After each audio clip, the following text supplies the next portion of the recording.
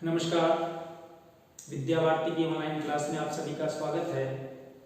आज हम अध्याय जो 2 है अपने 12th कॉमर्स में, उसका सबसे महत्वपूर्ण जो टॉपिक है रीवैल्यूएशन अकाउंट अर्थात पुनर्मूल्यांकन खाता, उसके बारे में चर्चा करने जा रहे हैं। तो सबसे पहले हमारे मन में ये विचार आता है कि आखिर रीवैल्यूएशन अकाउंट बनाने की आवश्यकता क्यों है, क्यों हम रीवैल्यूएशन अकाउंट बनाएं। तो रीवैल्यूएशन अकाउंट बनाने की आवश्यकता बहुत ज्यादा है।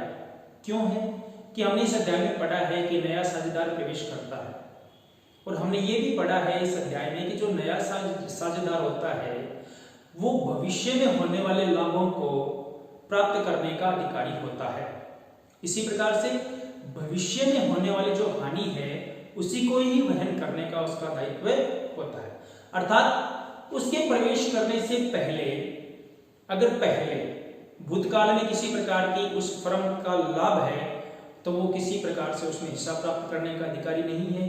इसी प्रकार से अगर भूतकाल में हानि हुई है फर्म की तो उसको भी वो वहन करने का कर्तव्य उसका नहीं है, वो उस हानि की पूर्ति नहीं करेगा। तो जिस दिन जो नया साझेदार प्रवेश करता है उस दिन का हमें मूल्यांकन करना है कि जो जिस फर्म में नया साझेदार प्रवेश करता है उस दिन उस फर्म का लाभ है उस दिन तक का या हानि है। तो इसके लिए हम पुनर्मूल्यांकन खाता या रीवैल्यूएशन अकाउंट है वो बनाते हैं। तो रीवैल्यूएशन अकाउंट किस प्रकार से बनाते हैं वो देखिए। मैंने आपके सामने एक फॉर्मेट दे रखा है रीवैल्यूएशन अकाउंट का, जिसके अंदर आपको आपके सामने मैंने लिख रखा है डीआर और सीआर साइड बना रखी है, और जैसे हम पी&एल अकाउंट बनाते हैं उसी का इसका भी फॉर्मेट उसी प्रकार से इसका प्रारूप होता है, तो जिसमें पर्टिकुलर अमाउंट और पर्टिकुलर अमाउंट, ये इसका एक साधारण सा फॉर्मेट होता है। अब सबसे महत्वपूर्ण बात ये होती है कि कौन कौन सी जो मद है वो हमारे रीवैल्यूएशन अकाउंट अर्थात पुनर्मूल्यांकन खाते के डेबिट पक्ष में आती है, और कौन कौन सी मद ऐसी है जो हमारे रीवैल्यूएशन अकाउंट के क्रेडिट साइड में आती है।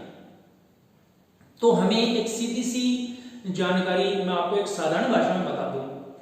जिस मद के परिवर्तन से, क्योंकि उस समय संपत्तियों का और दायित्वों का पुनर्मूल्यांकन किया जाएगा कि उस दिन की स्थिति में जिस दिन नया साझेदार प्रवेश कर रहा है उस दिन उस संपत्ति का क्या मूल्य है वर्तमान, या जो हमारा दायित्व है वो दायित्व कितना है, उसका पुनर्मूल्यांकन किया जाता है।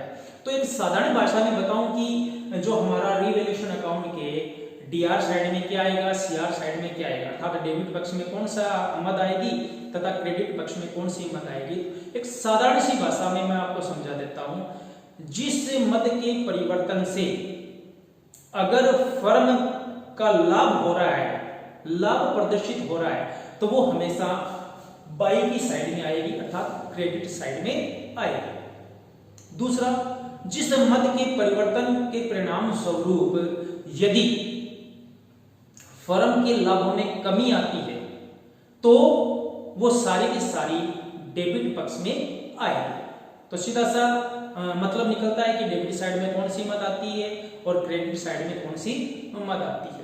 अब बात यह आती है कि किस प्रकार की मदों के परिवर्तन से लाभ होता है, किस प्रकार की मदों के परिवर्तन से हानि होती है। तो मैंने सबसे पहले आपको अपन चर्चा करते हैं सीआर साइड की मदों से रिलेटेड। तो सबसे पहले मान लीजिए कि एक फर्म है, उसका पुस्तकों में मूल्य चला आ रहा है कि हमारे पास में एक बिल्डिंग है, उसका मूल्य 1 लाख रुपए चला आ रहा है, परंतु जिस दिन नया साझेदार प्रवेश करता है उस दिन उस भवन का मूल्यांकन है वो 1,10,000 रुपए से किया जाता है, जबकि पुस्तकों में मूल्य उसका 1 लाख रुपए। तो 1,10,000 रुपए उसका मूल्यांकन किया जा रहा है, इसका मतलब 10,000 की वृद्धि हो रही है, 10,000 की अपनी संपत्ति में क्या हो रही है, वृद्धि हो रही है, लाभ हो रहा है उस फर्म को। तो इसका मतलब वो मद है वो लाभ की मद है। तो लाभ की मद है तो किस पक्ष में आएगी, सीआर साइड में आएगी, अर्थात increase in value of assets. किसी भी प्रकार की संपत्ति के मूल्य में अगर वृद्धि होती है तो वो किस साइड में आएगी, सीआर साइड में आएगी, क्रेडिट साइड में आएगी। जैसा मैंने आपको बता दिया। इसी प्रकार से उदाहरण एक फर्नीचर है जिसका पुस्तक में मूल्य है वो 20,000 दिखा रखा है, परंतु जिस दिन नया साझेदार प्रवेश करता है तो ये फैसला किया जाता है कि फर्नीचर के मूल्य में 10% की वृद्धि की जाएगी। तो पुस्तकों में उसका मूल्य 20,000 है, परंतु उस दिन उसके फर्नीचर के मूल्य में 10% की वृद्धि की जाएगी। इसका मतलब 20,000 का 10% 2,000 की वृद्धि कर दी जाती। आज उसका मूल्य क्या होगा? 22,000 रुपए होगा। एसेट्स की वैल्यू में क्या होगी? इंक्रीज होगी। तो इंक्रीज होगी तो किस साइड में आएगा? हमारे सीआर साइड में आएगा। इसी प्रकार by decrease in the value of liabilities और प्रोविजन। अब इसी प्रकार से मान लीजिए कि हमारे में उस फर्म में हमारी जो पुस्तकें हैं फर्म की, उस पुस्तकों में 1 लाख के क्रेडिटर दिखा रखे हैं, परंतु उसमें से 5,000 के क्रेडिटर को क्या करना है? अभिलिखित करना है। 5,000 के लेनदारों को क्या करना है? रिटर्न ऑफ करना है, अभिलिखित करना है। तो हमें अब कितने रुपए देने पड़ेंगे? 1 लाख में से 5,000 को हमने रिटर्न ऑफ कर दिया तो कितने रुपए देने पड़ेंगे? 95,000 रुपए देने पड़ेंगे। तो हमारी जो लायबिलिटीज है उसमें क्या आ रही है? कमी आ रही है। हमारी लायबिलिटीज में क्या आ रही है? कमी आ रही है। फर्म को 1 लाख की जगह 95,000 का ये भुगतान करना पड़ेगा, तो 5,000 का उसके एक तरह से प्रॉफिट हो रहा है। तो प्रॉफिट हो रहा है तो किस साइड में आएगा? वो सीआर साइड में आएगा। तो कहने का मतलब ये पहला क्या है? सीआर साइड की कीमत कौन सी आएगी कि increase in value of assets, संपत्ति में किसी प्रकार के मूल्य में वृद्धि होगी, बढ़ोतरी होगी, वो आएगी। दूसरी जो हमारी लायबिलिटीज है उसमें किसी भी प्रकार की कमी होगी वो आएगी, अर्थात by decrease in the value of liabilities और प्रोविजन। प्रोविजन से मतलब जैसे हमने बेड डेब्ट्स का प्रोविजन 1,000 रुपए का रखा है, परंतु उसमें से अब प्रोविजन को घटाकर 800 रुपए तक करना है, तो इसका मतलब 200 रुपए हमें मिलने की संभावना हो गई। तो संभावना होगी तो उस फर्म का वो प्रॉफिट बढ़ रहा है, तो इसका मतलब वो भी हमारे क्या आएगा? सीआर साइड में आएगा। तो क्या आएगा? By decrease in the value of liabilities. किसी प्रकार का हो सकता है लायबिलिटीज, डेप्रिसिएशन हो सकता है, इसी प्रकार से अपने जो प्रोविजन कर रहे हैं डेप्रिसिएशन हो सकता है, या किसी प्रकार का बेड डेब्ट्स हो सकता है। किसी प्रकार की लायबिलिटीज में या प्रोविजन में कमी आएगी, वो सारी की सारी बाय की साइड में आएगी। इसी प्रकार से अगर किसी प्रकार से एसेट्स में वृद्धि होगी मूल्य में, तो वो भी किसकी साइड में आएगी? बाय की साइड में आएगी। मशीनरी में वृद्धि हो रही है तो बाय मशीनरी, फर्नीचर के मूल्य में वृद्धि हो रही है तो बाय फर्नीचर, अगर भूमि के मूल्य में वृद्धि हो रही है तो बाय लैंड, और जितने रुपए से वृद्धि होगी वही अमाउंट आएगी। जैसे मैंने आपको बताया ना कि पहले बिल्डिंग कितनी थी? 1 लाख रुपए की थी, जो कि बढ़कर अब 1,10,000 की हो गई, तो उसके मूल्य में कितनी वृद्धि हो रही है? 10,000 की वृद्धि हो रही है। तो जो बढ़ोतरी का जो मूल्य है वो यहाँ आएगा 10,000 रुपए। इसी प्रकार से लायबिलिटीज में जितनी कमी हुई है वो राशि यहाँ पर आएगी।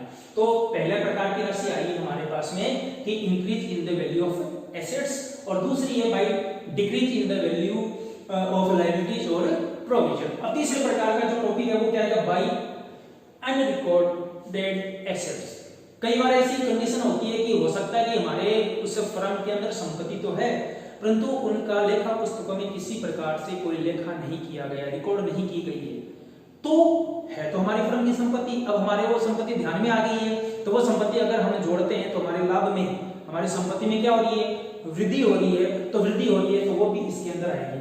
मान लीजिए कई बार एक प्रश्न में दिया हुआ आता है कि 500 रुपए का फर्नीचर था जिसका लेखा पुस्तकों में कोई वर्णन नहीं था। अब हम क्या करेंगे? उसका वर्णन करेंगे, उसको हमारी फर्म में शामिल कर रहे हैं, हमारी लेखा पुस्तकों में उसको शामिल कर रहे हैं, तो क्या आएगा? By unrecorded furniture. जिस प्रकार की एसेट्स होगी वो हम इसके अंदर दिखा देंगे। तो अब सीआर साइड में लाभ में किस किस प्रकार से हमारे उस फर्म के लाभ में वृद्धि होती है वो सारी मदे सीआर साइड में आती है। इसी के विपरीत डीआर साइड में, डेबिट पक्ष में, उन मदों को शामिल करेंगे जिसके द्वारा उस फर्म के लाभों में या उसकी संपत्ति में क्या हो रही है?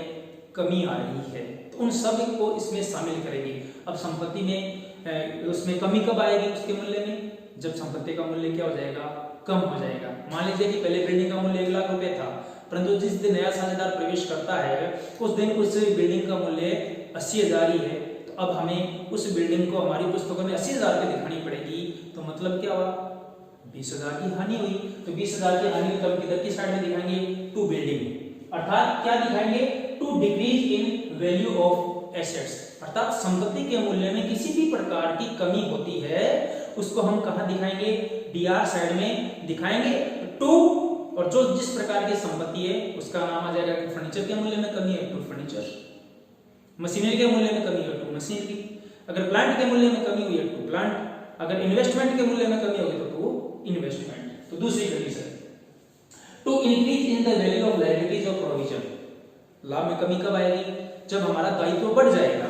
तो मान लीजिए कि पहले जो WCR है, WCR workman compensation reserve fund हमने बना रखा है, वो पहले 10,000 का था, परंतु अब उसको हम बढ़ा के 15,000 कर रहे हैं, तो 5,000 की क्या हो गई, हमारे उस लाभ में कमी आ गई, तो वो आ जाएगा। तो किसी भी प्रकार की लायबिलिटीज हो सकती है, कोई भी लायबिलिटीज हो सकती है, तो जो भी लायबिलिटीज में अगर वृद्धि होती है, अगर मान लो अपना प्रोविजन है या बैड डेब्ट्स है, पहले बैड डेब्ट्स 1,000 रुपए था, परंतु अब उसको 2,000 तक बढ़ाना है, 2,000 रुपए बढ़ाना है, तो अब हमारे उस लाभ में कमी होगी, तो लाभ में कमी हो गई, इसका मतलब increase in the value of liabilities हो गया, वो सारा का सारा किस में आएगा, डीआर साइड में आएगा, टू की साइड में आएगा, टू लिख के उस जो अपनी लायबिलिटीज है उसका नाम आ जाएगा।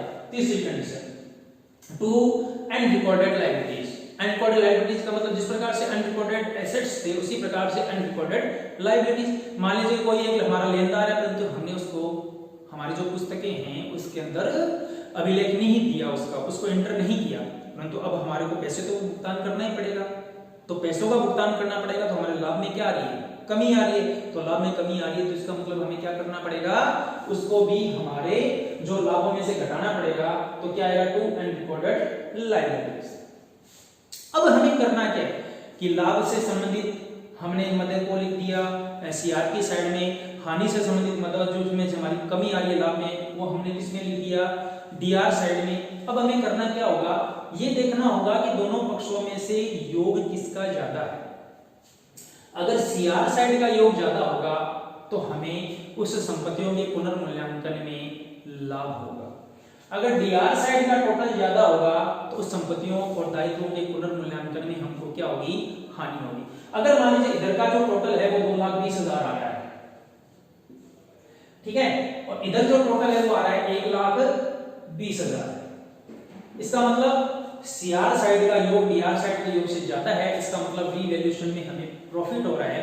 तो अगर रीवैल्यूएशन में प्रॉफिट होगा तो किस साइड में आएगा, डीआर साइड में आएगा, क्या लिखेंगे, टू प्रॉफिट ऑन रीवैल्यूएशन, क्या लिखेंगे, टू प्रॉफिट ऑन रीवैल्यूएशन। और प्रॉफिट ऑन रीवैल्यूएशन मैंने पहले क्या किया था, नया साझेदार प्रॉफिट होता है उसको प्राप्त करने का भी अधिकारी नहीं है, नया साझेदार अगर हानि हो रही है पहले के तो उसको भी भुगतान करने के लिए वो प्रतिबंधित नहीं है। इसका मतलब क्या हो जाएगा, टू प्रॉफिट ऑन रीवैल्यूएशन कहां ट्रांसफर करेंगे इस प्रॉफिट को, transfer to old partners capital account, जो पुराने साझेदार हैं उनके पूंजी खाते में इसको हम क्या कर देंगे, स्थानांतरित कर देंगे।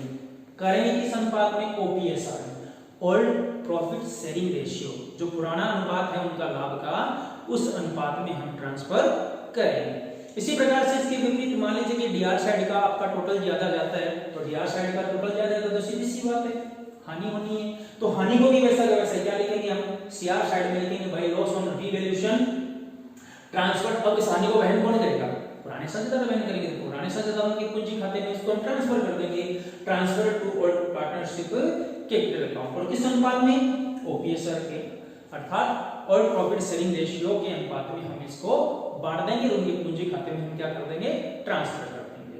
तो इस प्रकार से जब भी नया साझेदार प्रवेश लेगा फर्म में, तो प्रवेश से पहले हमें क्या करना पड़ेगा, उस फर्म की संपत्तियों और दायित्वों का पुनर्मूल्यांकन करना पड़ेगा, और पुनर्मूल्यांकन करने के लिए हमें रीवैल्यूएशन अकाउंट बनाना पड़ेगा, और रीवैल्यूएशन अकाउंट के डीआर साइड में क्या मद आएगी, जिसके लाभों में या संपत्तियों के मूल्य में कमी हो रही है वो आएगी, या दायित्वों में वृद्धि हो रही है वो आएगा। इसी प्रकार से सीआर साइड में संपत्तियों के मूल्य में वृद्धि हो रही है, लाभों में वृद्धि हो रही है वो आएगा, या जो लायबिलिटीज है उसके मूल्य में कमी हो रही है वो आएगी, और इसके बाद में इसका लाभ या हानि जो भी हो रहा है उनको जो ओल्ड पार्टनर है उनके पूंजी खाते में हम ट्रांसफर कर देंगे, और ट्रांसफर भी किस अनुपात में करेंगे, ओल्ड प्रॉफिट शेयरिंग रेशियो अर्थात पुराने अनुपात में हम ट्रांसफर करेंगे। तो इस प्रकार से हमारा रीवैल्यूएशन अकाउंट अमाउंट बनता है। आपको ये फॉर्मेट याद रखना है कि डी आर साइड में कौन सी मध्य आती है, सी आर साइड में कौन सी मध्य आती है। इसके पश्चात हम आगे से इस पार्ट से संबंधित जो क्वेश्चन है उनके बारे में चर्चा करेंगे। धन्यवाद। जय हिंद, जय भारत।